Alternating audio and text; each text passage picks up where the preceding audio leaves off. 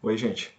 O, o vídeo anterior acabou ficando mais curto do que o planejado, porque eu fui pausar e sem querer encerrei ele. Aí eu tô começando de novo aqui. Na verdade ficou. Já estava no fim do assunto planejado para a primeira parte do vídeo, mas ficou uma pendência, na verdade, que era o último tópico, que eu vou retomar agora. É, Nesse meio tempo eu tive dando uma procurada no nome dos filmes que eu tinha falado pra vocês, apesar de que eu vou disponibilizar o link pra talvez de alguma forma entrar junto com esse material. Mas aqui, ó, só um momento. Um se chama Viramundo, tudo junto, e o outro se chama Maioria Absoluta. Ambos são da década de 60, tá? Uma época que o cinema brasileiro ele era bem militante, assim, bem engajado nas causas sociais, né? É interessante. Aí tá, o último tópico que, que restou comentar, né, do assunto anterior, que era Mundo do Trabalho, é sobre o trabalho escravo no Brasil.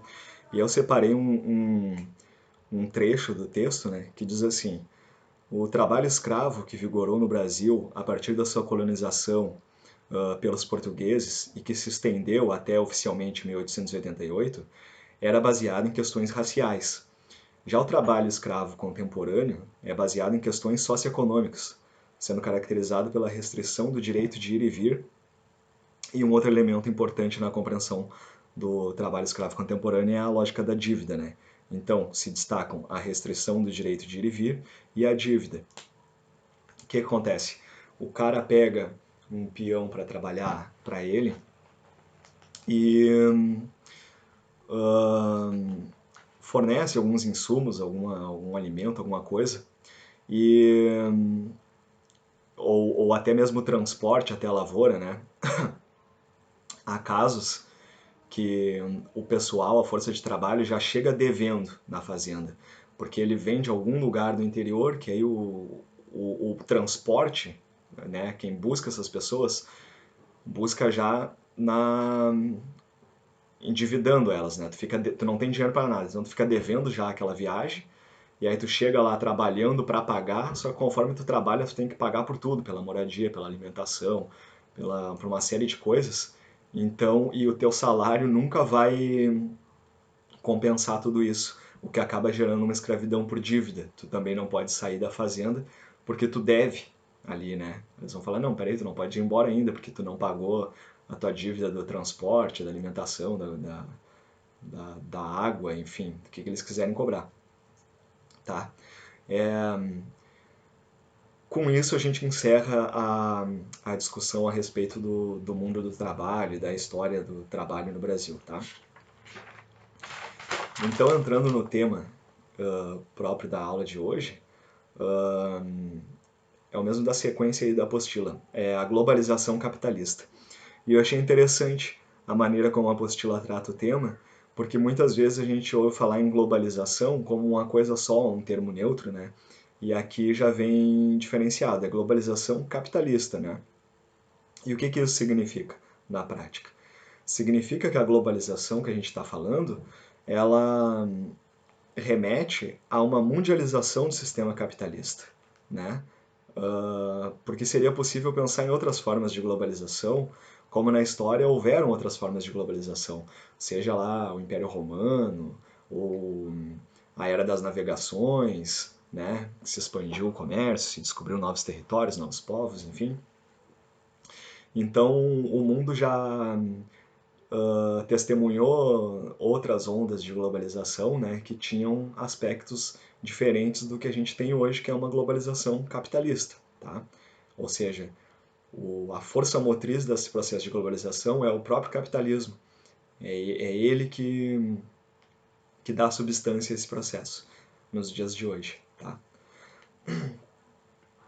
Bom, ela tem suas origens, né, com a queda do Muro de Berlim, e a queda do Muro de Berlim, ela é icônica porque representou o fim da divisão do mundo em dois polos, né? Tu tinha o polo ocidental capitalista e oriental comunista, até o começo da década de 90 ou fim da década de 80.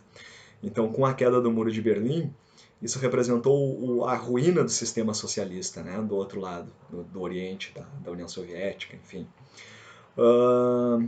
E isso dá lugar, né, fortalece o discurso liberal, né, capitalista, que é a tônica do processo de globalização.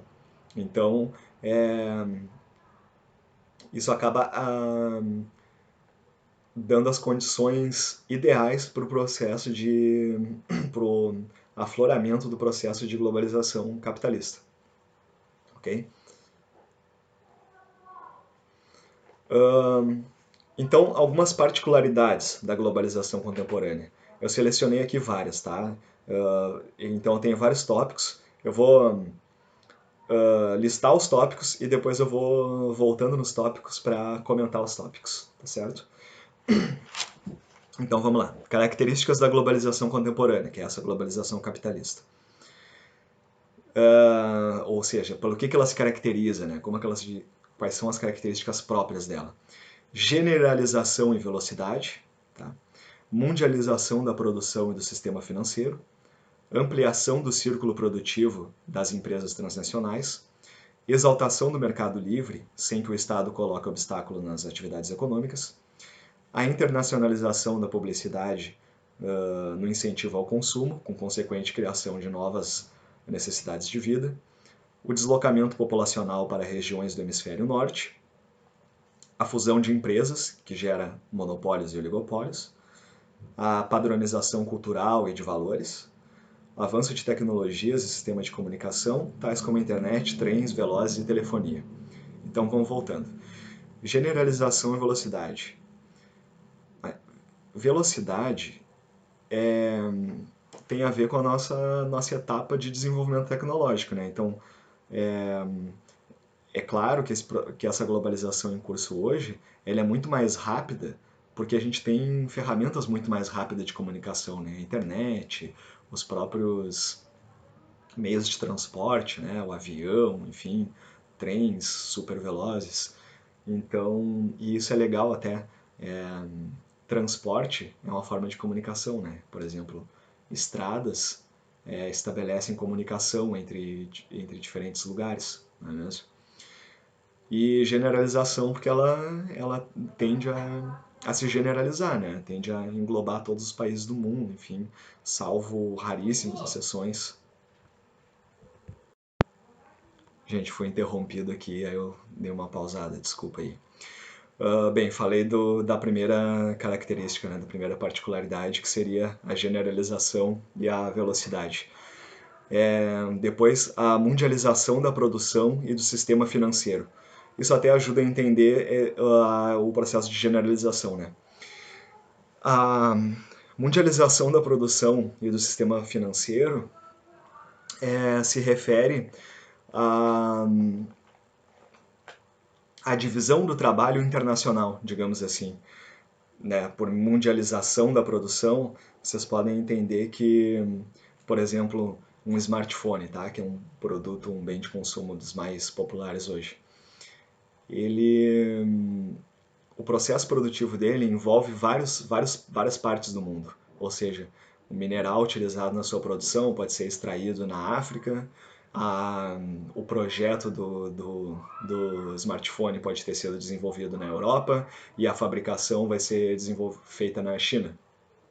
Quer dizer, um lugar pensa, o outro fornece a matéria e o outro produz, porque a transnacional ela pode se aproveitar dessas facilidades, né? Ela instala a sua base produtiva onde a mão de obra for mais barata, ela extrai o minério onde tiver as melhores fontes e a parte da inteligência, digamos assim, do projeto, né, da concepção, costuma ocorrer nos países mais desenvolvidos, que têm as suas forças produtivas mais desenvolvidas, né, que têm, enfim, o capitalismo mais maduro.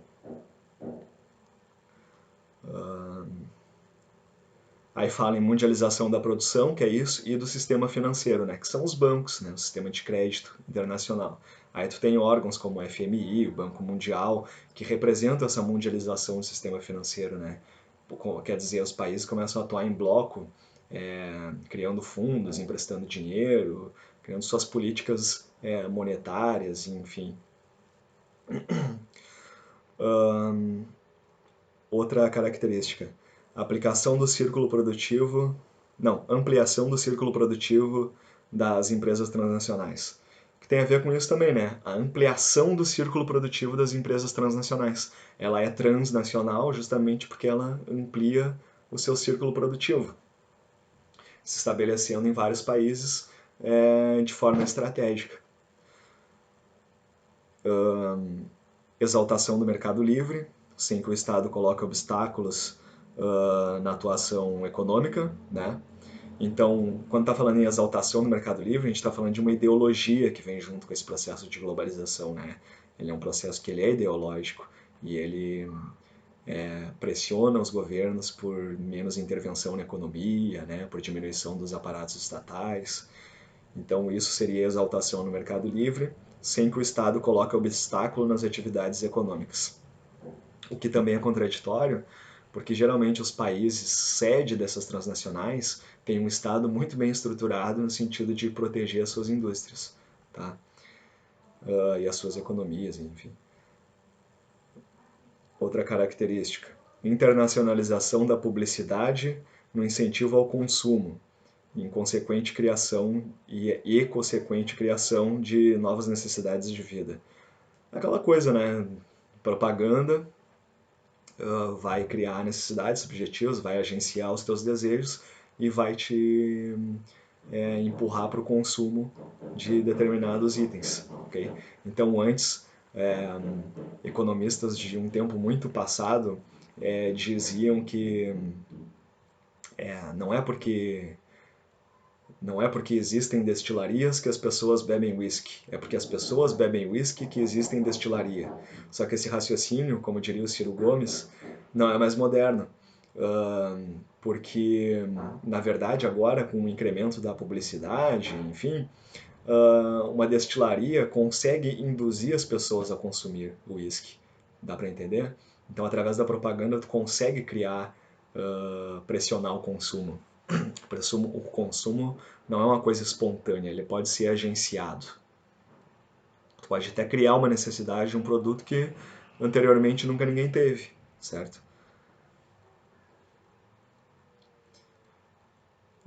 Depois tem o deslocamento populacional para regiões do hemisfério norte, e aí isso é bem interessante compreender, é bem geográfico também, né? A gente tem o hemisfério sul, né? A gente está, e tem o hemisfério norte.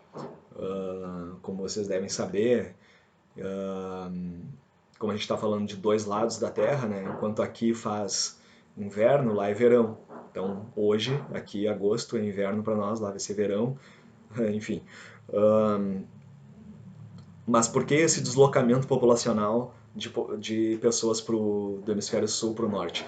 Porque o hemisfério sul é o hemisfério mais subdesenvolvido, onde está a América Latina, a África, a maior parte da Ásia, entendeu? Enquanto que no hemisfério norte tem Estados Unidos, Canadá, toda a Europa e a Rússia.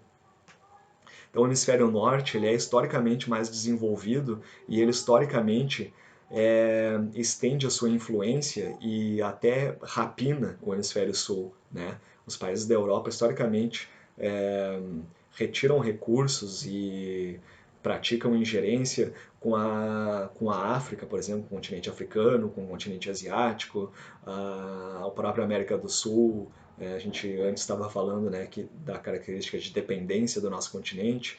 Então, ele atende a um fenômeno comum a todo o hemisfério sul, ok? Até porque o hemisfério norte tem populações mais antigas lá, mais organizadas, onde surgiram os primeiros estados-nações. Então, os caras se estruturaram antes e, logicamente, se aproveitaram de quem estava pior. Depois, fusão de empresas, né, o que ocasiona monopólios e oligopólios. Como que isso acontece? Você tem uma Coca-Cola da vida, né, Inclusive isso é interessante. O Lenin, ele era economista e ele dizia que o livre mercado ele leva necessariamente ao monopólio. Então é contraditório. A liberdade gera o monopólio, que é o contrário de liberdade, é quando um só controla, né? E esse, para o Lenin, era o caminho natural da economia capitalista, em um cenário de livre competição. E é o que de fato acontece. Por exemplo, a Coca-Cola, com o poder que ela tem, ela não permite que uma outra marca surja no mercado e comece a fazer sucesso e abocanhar uma parcela do mercado. Quando aquilo ali se torna preocupante, a Coca-Cola vai lá e compra e aglomera, traz para si aquela marca, né? Então isso aqui é o que a gente está chamando de fusão de empresas, mas é sempre uma fusão que na verdade as empresas maiores engolem as menores e os setores vão ficando monopolizados, tá? Se vocês verem mesmo a maioria dos produtos que tem no mercado hoje em dia, parece que tem muitas marcas, enfim, né? Mas elas são controladas por poucos monopólios, Garnier, PepsiCo, algo do tipo. Aí elas têm várias marcas que vão estar ali no mercado e tu pensa que tem centenas de marcas, mas na verdade é, tu está comprando um produto de duas ou três companhias diferentes apenas, tá?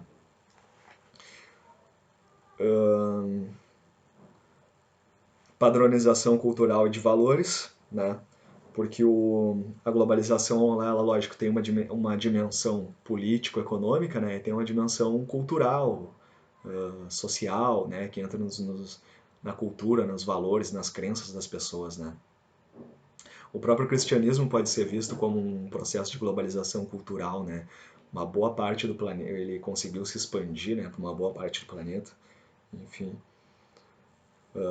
Mas aqui nesse caso a gente está falando mais assim de, sei lá, o rock and roll, né? A gente assimila a estética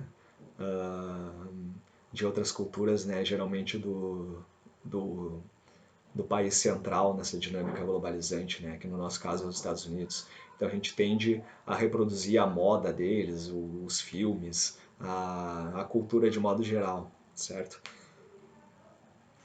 Usar as marcas, enfim.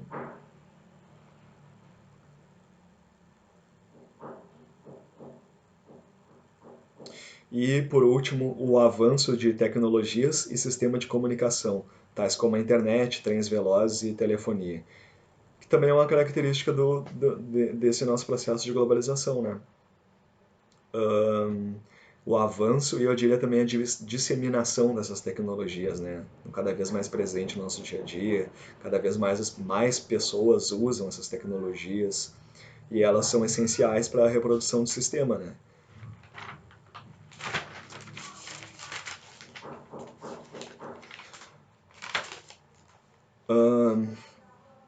Aí tá, depois aqui já estamos em outro tópico. Tô seguindo ainda a sequência da apostila da gente. Se chama Quem Ganha e Quem Perde com a Globalização, tá?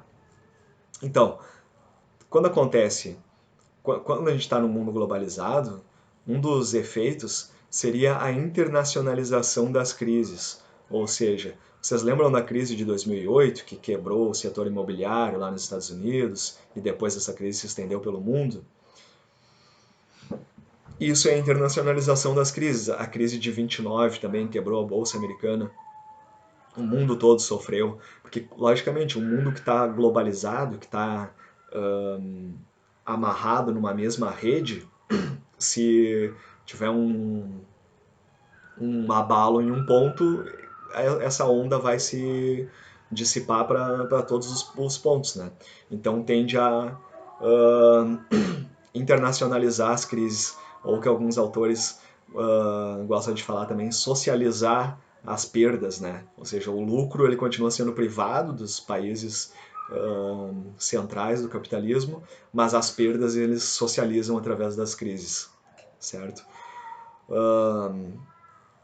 Que é, na verdade, eu acabei já explicando aqui o segundo ponto, que seria deslocamento geográfico das crises, né? E socialização dos prejuízos. Essa coisa que eu falei, tu tu mantém o lucro é privado, mas as crises são socializadas.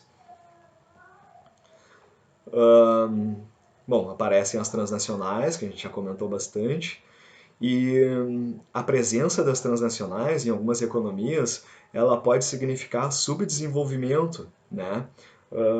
Por quê? Porque quando chegam grandes empresas transnacionais, como o Brasil mesmo recebe muitas empresas transnacionais, vamos analisar o setor automobilístico. A gente não tem nenhuma marca de carro. Imagina como seria difícil para o país surgir uma marca de carro aqui e recém-nascida ela ter que competir com as marcas já instaladas, que são de outros países, né? São transnacionais, como a Volkswagen, que é alemã, a Fiat, que é italiana, a Ford e a GM, que são americanas, né? Tu não tem condições de competir com uma indústria dessas já estruturada e fixada no teu país, já dominando o mercado e inclusive cheia, se beneficiando de vários programas de isenção, né? Porque os governos ainda, como se não bastasse, né, atrair essas multinacionais com base naquele discurso de que geram emprego, não sei o que mais, ainda concedem um monte de isenção, ou seja, elas chegam aqui e elas não precisam nem pagar imposto.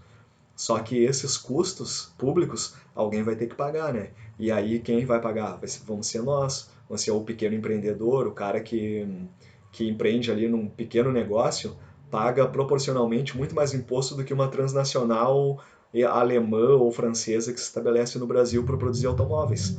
Então isso é meio problemático, isso gera um subdesenvolvimento, isso nos engessa nessa situação. Fica muito difícil de romper quando a coisa está estruturada dessa maneira, né?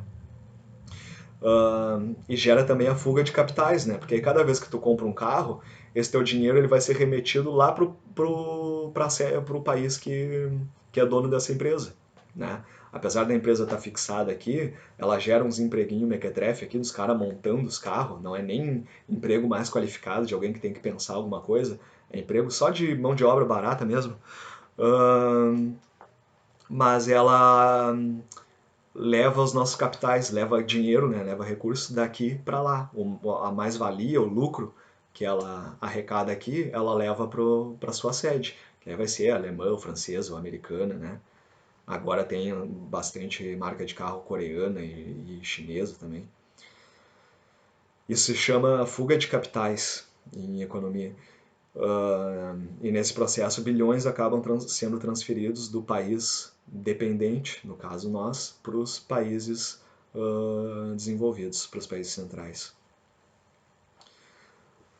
Gera também, aliás, outras características, né, que vem no escopo desse processo de globalização capitalista, seria o desemprego, né, a privatizações, evolução do setor informal, tudo isso em consequência da ideologia liberal que vem no escopo desse processo de globalização, ou seja, esse processo de globalização ele tem uma alma, né, que é liberal, que traz junto essa ideologia liberal, que pressiona os governos a diminuir o Estado, enfim, todo esse discurso que a gente já conhece, e isso acaba gerando desemprego, porque diminuem políticas públicas de emprego, o governo não pode investir nessas coisas, de se desfazendo de estatais, automaticamente menos pessoas são empregadas, o próprio incremento do setor produtivo, né, com implantação de máquinas e, e ferramentas, acaba dispensando trabalhadores. Um exemplo mais dramático talvez seja no campo, né, que uma grande fazenda, um latifúndio, às vezes emprega pouquíssimas pessoas porque as máquinas fazem quase tudo, enquanto que numa pequena propriedade familiar às vezes tu consegue fixar muitas pessoas no campo, que é importante que esse trabalho seja fixo, que existam esses empregos, porque são pessoas que não vão ir para os meios urbanos procurando emprego e pressionando quem tem emprego e aumentando os níveis de desemprego, virando mendigo às vezes, sabe? Aumentando a violência urbana, tudo isso em consequência do êxodo rural, né? Ocasionado pela grande propriedade e pelos maquinários, por exemplo. Então, tá. Depois, perda do poder do Estado, que passa a ser submisso do mercado. Então, isso é outra característica muito fácil de ver, né? A diminuição do poder do Estado, e que ele passa muitas vezes a ser um submisso do mercado. O Estado brasileiro talvez seja um bom exemplo disso. Eu não considero o Estado brasileiro soberano, eu considero ele dependente, totalmente submisso do mercado internacional, né? E com pouca soberania, pouco poder de mando. Mas também pode ser interpretado no sentido daqueles estados que se organizam em blocos, como é o caso da União Europeia, ou mesmo aqui do Mercosul, mas o Mercosul é menos vigoroso e menos estruturado também, porque a União Europeia, que lá os países eles realmente abrem mão de sua soberania em determinados pontos para tomar decisões conjuntas que vão beneficiar o mercado dos países reunidos naquele bloco, né? Então, realmente é uma relação que tu abre mão de um pouco da tua soberania em benefício dos teus mercados, ok? Isso representa uma perda do poder do Estado. Depois, já por fim, teria a regionalização econômica, que aí a gente volta a falar, né, dos blocos econômicos que eu já introduzi e das concessões das nações às exigências do mercado. Então, blocos econômicos é isso. O exemplo da União Europeia talvez tenha o NAFTA, né? O NAFTA não sei se deu certo. Tem um outro bloco ali que é dos Estados Unidos, Canadá e México, dos países da América do Norte. Tem a União Europeia, temos o Mercosul aqui, talvez sejam três assim, os três mais fáceis da gente reconhecer. Bom, concessões das nações às exigências do mercado, acho que já está bem exemplificado, né? Usei o exemplo do próprio Brasil aqui, que concede uma série de isenções, de vantagens fiscais às exigências do mercado, que na verdade quando uma transnacional dessa é, avalia se estabelecer no teu país, ela ainda tem condições de fazer um monte de exigência, né? Ela, baseado no discurso de que vai gerar emprego, como acontece muito no Brasil, elas exigem isenção de imposto, exigem doação de terreno, exigem pavimentação de vias, elas podem exigir um monte de coisa, né? Que vai ser custeado publicamente, ou seja, vão ser as pessoas que vão pagar uh, por, pelo aporte necessário para uma empresa transnacional vir aqui lucrar com a gente e levar esse dinheiro embora, né? Então, gente, sobre a globalização capitalista, aqui o que eu posso passar para vocês, e conforme com a cartilha, é isso, tá? Já foi todo o, toda essa seção da cartilha foi revisada aqui, tá? Eu sugiro que vocês leiam também, façam a leitura de vocês, mais completa, reflitam. E então a gente viu até agora o trabalho exploratório no Brasil, né, no primeiro vídeo. Aí eu concluí o finalzinho dele nesse e entrei na globalização capitalista. Eu vou acabar fazendo mais um vídeo para completar o tempo da nossa aula. Então eu já desligo aqui e começo a preparar o próximo tema, ainda na sequência da cartilha, ok?